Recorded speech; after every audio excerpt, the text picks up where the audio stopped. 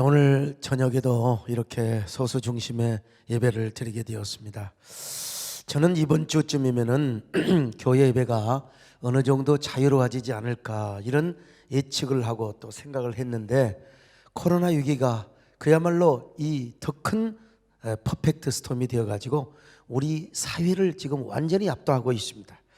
그래서 한국의 전사회뿐만 아니라 우리 한국교회 예배 분위기를 지금 너무너무 약화시키고 있다는 겁니다. 어느 정도만 지나면 자유로워질 줄 알았는데 이놈의 코로나 사태가 조금 더 장기화될 것 같은 예측을 하게 되죠.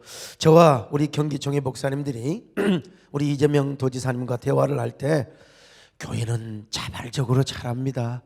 우리가 소독도 잘하고 방역도 잘하고 또 우리가 마스크도 잘 쓰고 우리 교회는 질서 있게 아주 교회를 향하여 무슨 행정 조치를 한다든지 무슨 행정 명령을 하면 교회는 더 반응을 합니다. 그리고 거부 반응을 일으킵니다. 교회는 교회에 잘 맡겨두십시오. 이렇게 말씀을 드렸습니다. 그리고 저는 또 이런 얘기도 했어요. 개척교회가 열악한 교회는 도에서 여러 가지 좀 경제적 지원도 해서 마스크도 좀 지원해주고 방역도 좀 해주고, 그래서 개척교회가 예배를 잘 드릴 수 있도록 도에서 도와주시기를 바랍니다. 이렇게 건의를 드렸는데, 그런 모임이 있고 나서 얼마 후에 경기도의 몇몇 교회의 집단 감염 사태가 발생해버리고 말았습니다. 특별히 성남의 은혜의 강가의 사건은 참 부끄러운 일입니다. 물론 그 목사님과 그 성도들은 얼마나 큰 충격을 받았겠습니까마는 우리들의 발언, 우리 경기총회 목사님들의 발언이 완전히 무색하게 되어버리고 말았어요. 세상의 감염을 막기 위하여 사람들의 입에다가 소금을 여기다 넣고 저기다 넣고, 이거는 한국교회의 망신이요 국제적인 망신이 아닐 수가 없습니다. 여러분, 이러한 일을 어떻게 해명하겠습니까? 이러한 일을 어떻게 변명할 수 있겠습니까? 여러분, 이 일은 남의 일이 아니요 우리 일입니다. 남의 교회 일이 아니라 우리 교회 일이 아니겠습니까? 우리 교회 사건처럼 느껴졌습니다. 그래서 저는 그 일을 생각하니까 어제 저녁에 참 국민일보 기사를 보면서 잠을 못 잤어요. 그 목사님 얼마나 가슴이 아플까. 우울증이 올 정도로, 여러분 제가 얼굴이 푸석푸석하잖아요. 거의 뜬 눈으로 밤을 새웠다 해도 과언이 아닐 겁니다. 그런데도요, 이럴 때요, 어떤 분들은 또요, 한국교회가 더 모여야 된다, 예배를 목숨처럼 우리가 지키고 우리가 드려야 된다, 순교적인 믿음을 가지고 예배를 지켜야 된다. 어떻게 감히 정부가 도에서 행정명령을 조치를 할 수가 있느냐고, 오히려 한국교회가 더 모여야 된다고. 저는 어느 면에서 그분들의 우직한 신앙을 정말 존경합니다. 그분들의 우직한 신앙 제가 진짜 도전받습니다. 우리 대한민국 국민에게는 종교의 자유가 있습니다. 그러니까 우리 기독교인은 예배를 통해서 개인의 행복을 추구할 권리가 있고요, 자유도 있습니다. 그리고 하나님께 반드시 영광을 돌려드려야지요. 그런 의미에서 특별히 우리가 하나님과 우리와의 그 수직적인 관계의 믿음, 이 믿음은요, 누가 우리를 괴롭히겠습니까? 정부가, 대통령이, 임금이, 황제가. 여러분, 절대로 우리는 거기에 굴복당할 수가 없습니다. 하나님과 나와의 관계를 지키기 위해서 내가 예배를 드리고 내가 교회 집회를 인도하고 우리가 예배를 함께 모여서 한다는데 누가 감히 뭐라고 타치를 하겠습니까? 그러므로 하나님과 나와의 수직적인 믿음의 생활은 어떤 압력과 외압에도 불구하고 우리는 순교적인 믿음을 가지고 예배를 지켜야 됩니다. 그 정신과 가치는 우리가 분명히 지켜야 됩니다. 내가 종교적인 자유와 믿음으로 하나님께 예배를 드리겠다는데 누가 감히 이래라 저래라 할 수 있겠습니까? 내가 하나님을 찬양하겠다는데 말이죠. 저 역시 5.18 광주 민주화 운동이 일어났을 때 수요 저녁 예배를 드리기 위해서 금남로 성경을 들고 제가 여러분 그 거리를 걸어갔어요. 주일 예배도 아니요, 수요 예배 빠질 수도 있지 않습니까? 저는요, 계엄군이 만약에 전열 빌딩이나 저 도청에서 여러분 저 쏴버리면 저는 죽어요. 그래도 저는 공예배 드리기 위해서 저는 성경 찬송을 품고서 찬송을 부르고 갔습니다. 그때 주기철 목사님이 못자고기를 걸어가는 그 모습을 상상하면서 주 목사님이 불렀던 그때 그 유명한 영화가 있잖아요. 저 높은 곳을 향하여 날마다 나아갑니다. 그 영화가 있잖아요. 여러분, 나는 그 노래를 부르면서 금남로길을 걸어갔습니다. 그때를 생각하면 참 내 청춘도 아름답다. 한번 1절 불러볼까요? 저 높은 곳을 향하여 날마다 나아갑니다. 내 뜻과 정성 모아서 날마다 기도합니다.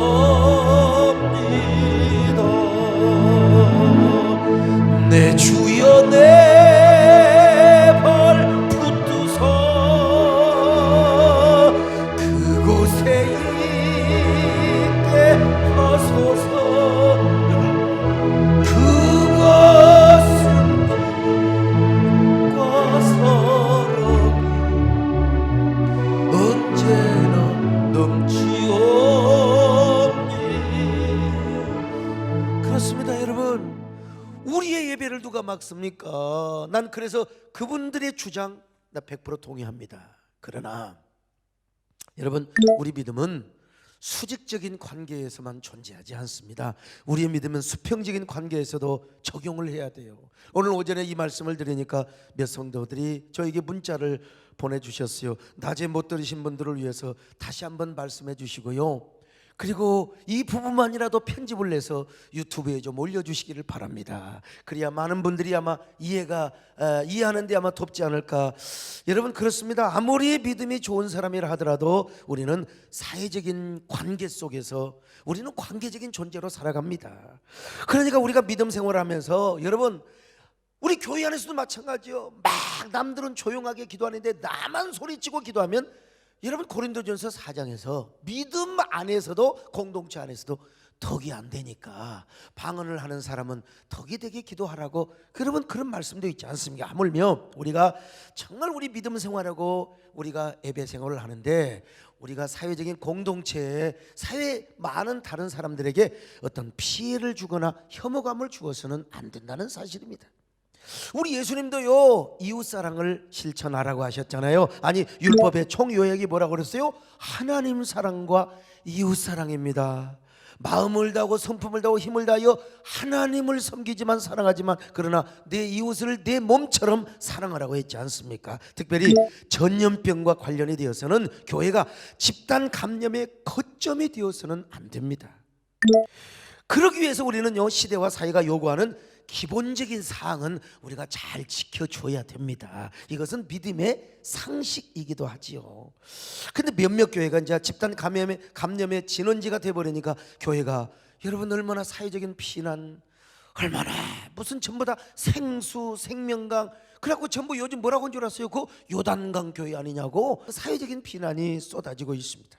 그래서 이 공격을 우리가 참 어떻게 이걸 잘 감당하고 한국교회가 슬기롭게 헤쳐나가야 되는데요, 그러니까 믿음은 수직적인 믿음도 중요하지만 수평적인 믿음 속에서 조화와 균형 그리고 덕을 세우는 것도 굉장히 중요한 오늘 이 시대의 우리의 의무라고 할 수 있어요. 그러니까 우리 교회도 이 수평적인 믿음 때문에 차량을 돌리지 않았습니다. 여러분, 벌써 그래도 여러분 그 기사분들 절반은 또 월급을 드려야 돼요. 그분들도 먹고 살아야 될 거 아니겠습니까? 평일날은 교회 시설을 전면 폐쇄하고 있습니다. 그리고 예배를 전면 축소하고 온라인 예배로 전환을 했어요. 이렇게 하니까 어떤 분들은 또 공격을 합니다. 야, 소목사 믿음 더럽게 없다. 얼마나 믿음이 없으면 그렇게 예배를 축소하느냐고. 또 정부 권력의 대형교회가 우리 교회뿐만 아니라 너무나 쉽게 너무나 굴복을 해버린 거 아니냐고 그렇게 비판한 분도 있습니다. 나 그 비판 다 달개봤습니다. 그러나 여러분, 우리가 결코 믿음이 없어서 그렇게 하는 것이 아니에요. 이것은 이웃사랑과 국민 복원을 위한 사회적 배려 차원에서, 국민 공익과 국민 복원을 위해서 사회적 배려 차원에서 우리가 이렇게 한다는 겁니다. 지금 우리 한국교회는 뭐 온라인 예배가 타당하느냐 아니면 올바르지 않느냐 이것 가지고 지금 싸울 여가가 없습니다. 우리가 신앙의 가치 안에서 함께 연합하고 힘을 모으는 것이 중요하다고 저는 믿습니다. 여러분, 저는 코로나가 두렵지 않습니다. 코로나는 조심할 뿐입니다. 저는 코로나보다 두려운 게 우리 한국교회가 불필요한 공격을 받고 내부에 서로 논쟁을 하는 것이 저는 더 큰 문제라고 생각해요. 우리가 신앙의 본질을 지키기 위해서 핍박을 받는 것 좋습니다. 우리가 예수 믿는 것 때문에, 예배 드리는 것 때문에 평범한 보통 사회에서 박해받는 건 여러분 영광이에요. 그러나 불필요한 공격과 비난을 받을 필요는 없어요. 그래서 저는 일찌감치 온라인 예배로 전환을 했는데요. 그러니까 서목사, 당신은 너무 쉽사리 공권력 앞에 너무 굴복하는 것 아니냐고 말이죠. 여러분, 제가 정부의 권력 앞에 굴복할 사람입니까? 누구보다도. 요즘은 뭐 동성애 반대하는 사람도 많고요. 막 그것을 그냥 뭐 자기 헤게모니처럼. 그래서 저는 여러분 빠져나오잖아요. 이슬람 대책할 때도 마찬가지요. 처음에 제가 불질러 놓고 그거 서로 하려고 할 때 여러분 빠져나와. 나는 여러분 이래봬도 한국교회 생태계를 지키기 위해서 공적 사역을 하는 데 있어서 제가 정부와 최전선에 맞서서 제가 싸워왔던 사람입니다. 그러나 지금은 달라요. 지금 같은 경우는 사회적 환경을 고려하지 않을 수가 없습니다. 물론 온라인 예배가 온전한 예배라고 생각해서는 안 됩니다. 정상적인 예배는 아닙니다. 오늘도 우리 사랑하는 성도들 많은 분들이 온라인 예배에 참여하고 계세요. 그러나 예배는 여러분 사실은 원칙적으로 기본적으로 한 장소에 모여야 하는 공동체성이 있어야 합니다. 그리고 그곳에 예배를 인도하는 집례자가 있어야 돼요. 그러니까 이 한 장소에 여러분이 있잖아요. 그리고 제가 예배를 인도하는 집례성이 있어야 돼요. 한마디로 집합성과 집례성이 있어야 돼요. 기도가 있고 찬양이 있고 헌금이 있고 말씀이 있고 그건 뭐 기본이고 이 두 가지는 꼭 갖춰져야 돼요. 그러나 지금은 비상식이란 말이죠. 어쩔 수 없이 온라인 예배로 전환하여 드리고 있다. 이거 우리가 지금 잘하고 있다고 할 수는 없습니다, 여러분. 결코 우리가 예배를 포기하자는 말은 절대로 아닙니다. 오히려 이러한 때 우리는 예배의 소중함을 깨달아야 됩니다. 여러분, 우리가 이렇게 제한받고 마스크 쓰고 찬양하니까 얼마나 불편합니까? 저도 여러분 앞에서 내가 지금 인상을 쓰고 있는지 웃고 있는지 전혀 구분이 안 돼요, 여러분요. 얼마나 불편합니까? 소통에도 지장이 있어요. 좋은지 안 좋은지 여러분 잘 분간이 안 돼요, 지금요. 그러나 이럴 때일수록 이 불편함 속에서 예배는 가치가 있는 것이다. 예배는 최고로 소중한 것이다. 우리 예배는 생명보다도 귀한 것이다. 나의 영원하신 기업, 생명보다 귀하다. 나의 영원하신 기업이 뭡니까? 예배 아닙니까? 그런데 여러분, 다만 비상시기에 예배의 방식을 잠깐 전환하는 거예요. 우리가 일상적으로 드리는 것처럼 예배를 드리다가 여러분, 한국교회가 코로나 집단 감염의 이 거점이 되어버린다면 어떻게 되겠습니까? 그 비난과 공격을 우리가 어떻게 다 감당할 수 있겠습니까? 요즘은 다 뉴스가 글로벌화 되어 가는데 말이죠. 참 여러분 희한합니다. 어떻게 뉴스를 보면은 전철이나 버스 같은 경우에서는 감염 사례가 안 나와요. 이게 조사가 좀 동선이 잘 파악이 안 돼서 그런지는 몰라도 심지어는 여러분요, 저기 나이트클럽이나 야간업소 같은 데서 집단 감염 사례가 전혀 나오지 않아요. 어떻게 교회에서 나오느냐 이거요. 도대체 나 이거 진짜 나도 목사로서 신앙인으로서 참 왜 이럴까 이런 의문을 가져볼 때가 있습니다. 과거 중세 시대에도요, 전 유럽의 흑사병이 창궐했을 때 가톨릭은요 믿음으로 모이라고 그랬어요. 다 모이라고 그랬어요. 그래서 2천만 명, 3천만 명이 죽었습니다.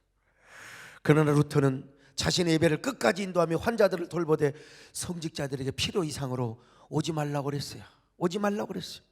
오늘날로 적용하면은 무슨 말입니까? 최소한의 예배를 드리면서 오늘날로 하면은 온라인 예배를 드리라는 것과 마찬가지겠죠. 하나님과의 수직적인 믿음은 반드시 지키되 사람들과의 수평적인 관계도 좀 지혜롭게 조화를 하라. 이 루터의 말에서 우리가 배울 수 있는 것이죠. 물론 우리는 이럴 때 수직적인 믿음의 차원에서는요, 예배의 가치를 진짜 생명보다 귀하게 생각해야 됩니다. 이럴 때일수록 예배를 더 간절히 사모해야 됩니다. 그렇다고 해서 저는 무조건 교회로 모여라, 교회로 모여라, 여러분 우리가 교회로 모여서 예배를 드려야 됩니다, 이걸 주장하는 건 절대로 아닙니다. 우리 마음속 중심에서 예배의 정신과 가치는 정말 사모하고 지키되 현실적인 지혜를 발휘하여 조금 방법을 달리하여 예배를 전환하자는 것입니다. 그래서 저는 아주 잠시만이라도 우리 한국교회가 사회적 배려 차원에서 예배를 축소하며 온라인 예배를 드리자고 페북에도 글을 쓰고, 제가 국민일보에도 제가 글을 쓴 적이 있습니다. 물론 앞으로 한국교회가 집단 감염 사례가 전혀 없으면 문제는 달라집니다. 보십시오. 한국교회 어느 교회에서 집단 감염 사례가 나왔습니까? 진짜 그랬다면 얼마나 우리가 그렇게 주장하는 목사님들의 말씀이 옳고 우리도 그렇게 가야 됩니다. 그러나 그러지를 못한 게 우리의 현실이었어요. 하나님께서 이러한 사건을 통해서 우리에게 어떤 교훈을 주시고 어떤 깨달음을 주시고 있는가. 어쨌든 현재로서는 우리가 더 방역에 최선을 다하고 예배드릴 때 여러분 특별히 줄간격 오늘 보세요. 뭐 2m 3m 지금 2m 3m가 중요한 게 아니에요. 특별히 수요 예배 같은 경우는 여러분 모이라고 해도 여러분 어떻게 이 예배당이 가득 차겠습니까? 평상시처럼요. 그래서 여러분 교회에서 식사하는 것도 자제하고 아예 밥을 안 주잖아요. 밥 안 주니까 밥값 안 들어가서 좋긴 좋더만 예배 끝나면 바로 귀가하도록 해야 되고 여러분 교회에서 식사 제공 못하니까 봉사자들에게도 미안한 마음이 참 그지없습니다. 그러나 당분간은 그렇게 해야 됩니다. 빵을 먹으면서라도 우리가 라면을 끓여 먹으면서라도 우리가 그렇게 예배를 드리면서 너무 극단적인 주장을 좀 안 했으면 좋겠어요. 왜 우리가 줄간격과 거리간격을 지켜야 되느냐? 어떤 분은 또 저에게 이렇게 공격하는 사람도 있었어요. 왜 예배 시간에 마스크를 강제로 써야 되느냐? 이것도 자유 아니냐? 여러분 그런 말은 좀 안 했으면 좋겠어요. 우리가 거리간격도 유지하고 마스크도 써야 됩니다. 마스크 써야 돼요. 이렇게 해서 이제 이후로는 한국교회에서 집단 감염 사례는 전혀 발생하지 말아야 됩니다. 그래야 우리도 떳떳하고 큰 소리 칠 수가 있는 것입니다. 저는 우리 교회뿐만 아니라 한국교회가 정말 조심했으면 좋겠고요. 절대로 확진 사례가 이제는 나타나지 않았으면 정말 좋겠어요. 그래야 우리가 예배를 더 성실하게 더 많이 모여서 드릴 수 있는 근거가 되고 그런 사회적 합의를 도출해낼 수 있는 것 아닙니까? 물론 그렇지 않아도 우리는 예배드릴 자유가 있습니다. 특권이 있습니다. 누가 뭐라 해도 막을 수는 없습니다. 그러나 그런 사회적 비난과 공격 속에서 선교의 역기능, 선교의 역순환이 이루어지게 되면은 여러분 갈수록 우리 교회의 입지는 좁아지게 되고요. 전도와 선교를 할 수가 없다는 것입니다. 여러분 어떤 행정명령과 정부의 외압이 있어도 우리는 예배 고수할 수 있습니다. 나 지금 예배를 포기한단 말이 절대로 아닙니다. 그러나 저는 교회에서 집단 감염 사례가 더 나와서 사회적인 빈축 또 사회적인 공격 비난거리가 나올까 저는 그것이 걱정이어서 그렇다면 또 당신은 믿음이 없느냐고 지금까지 믿음이 없어서 그랬습니까 여러분? 저는 누구보다 종교의 자유와 예배의 가치를 소중히 여기는 사람입니다. 여러분 저는 이 유튜브 보신 분들 우리 교회는 1부부터 5부까지 다 제가 영상으로 하는 게 아니라 제가 서서 10명이 모이건 20명 모이건 제가 다 예배를 인도하는 사람입니다. 저녁 예배까지 인도합니다. 주일날 6번 설교해보고 예배 인도해 보십시오. 하늘이 노랗습니다. 그리고 저는 모든 새벽 기도를 제가 다 인도하고 있습니다. 여러분 평일도 1부와 2부 원래는 3부까지 하는데 1부 2부만 하고 있어요. 그리고 수요 오전 예배 오늘 저녁은 저녁 예배 금요 철학 기도회 나는 예배를 위해서 목숨을 거는 사람입니다. 그러나 철저하게 방역하고 소독하고 마스크를 쓰고 거리간격을 유지해야 됩니다. 또한 성도들은 대부분 온라인 우리 교회 성도들 여러분 절대 다수가 지난 주일에도 거의 2만 건이 접속이 되었습니다. 토탈로 2만 건이. 그러나 여러분 지금은 코로나와의 전쟁 중입니다. 그러므로 우리는 지혜롭게 이 위기를 좀 잘 이겨냈으면 좋겠습니다. 그리고 예배 드리고 싶어하는 그 간절함, 절박함, 세상 표현으로 말하면은 교회 나오고 싶어서 환장하고 예배 드리고 싶어서 환장하는 그 마음이 우리 안에 축적이 되고 축적이 되었다가 이제 예배를 자유롭게 드리는 때가 오면은 정말로 기쁨으로 춤을 덩실덩실 추면서 우리가 함께 박수치면서 환희의 감격의 예배를 드렸으면 좋겠어요. 그때 우리가 다 하나같이 고백했으면 좋겠어요. 아, 예배가 얼마나 소중한가? 예배의 가치가 얼마나 귀중한가? 그러면서 우리가 진짜 눈물을 흘리면서 예배의 감격을 좀 소유했으면 좋겠어요. 오늘 이 자리에 계신 소수의 성도들이든 가정에서 유튜브로 온라인 예배로 함께 하시는 여러분들이든 오늘 이렇게 기도하시기를 바랍니다. 그리고 이 시간 우리 다 예수 그리스도 안에서 그리고 온라인 안에서 영적인 공동체가 되어서 주여 다시 한번 예배의 소중함을 깨닫게 하여 주시옵소서. 예배의 감격을 깨닫게 하여 주옵소서. 마음으로 무릎을 꿇으면서 우리는 언제나 이런 마음으로 예배를 임했으면 좋겠습니다. 주님께 무릎 꿇고 간절히 예배를 드립니다. 엎드려 경배하며 주께 찬양 드립니다. 왕이신 주 예수님 전능한 여호와여 엎드려 송축합니다. 주께 찬양 드립니다. 신령과 진정으로 간절히 예배를 드립니다. 온 마음과 정성 다해 영광 드립니다. 왕이신 주 예수님 전능한 여호와여 엎드려 성축합니다. 주께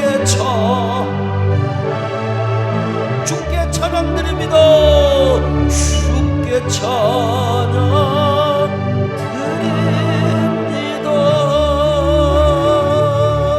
이 큰 예배당에 이렇게 성도들이 띄엄띄엄 앉아있는 모습도 주님 보시기에 얼마나 좋겠습니까? 저도 마음이 아픈데요. 저 강제로 우리 성도들 모을 수 있어요. 그러나 지금은 온라인으로 가정에서 온라인 우리 예배 드리시는 여러분들을 주의 이름으로 격려합니다.